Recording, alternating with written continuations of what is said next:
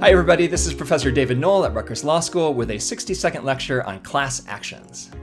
So, if you own a mutual fund or have ever bought an iPhone, chances are you've received one of those postcards in the mail which says, "Pay attention, important legal notice." Now, if you're like most of us, you probably ignored the postcard and chucked it in the trash. But there's actually something important going on here.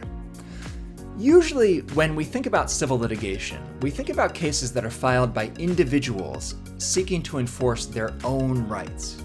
The idea of a class action is that when a defendant's activities affect a large number of people in the same way, it might be more efficient. In fact, it might be more fair to have a single lawsuit over the controversy rather than many individual cases.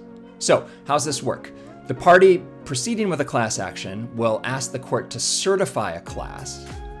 And in thinking about whether to certify the class, the court will consider things like whether the party adequately represents the class's interests, whether it's actually more efficient to have litigation concentrated in a single court rather than in many different courts, and whether members of the class have agreed to litigate individually, say through an arbitration provision. All of this is hugely important, both for the members of the class and for defendants who tend to want to force people to litigate individually because that's in their strategic interests. And because of that, the class certification decision is oftentimes the make or break moment in the life cycle of a civil case. So the next time you get one of those postcards, pay attention to it. When it says this is an important legal notice, it's probably telling the truth.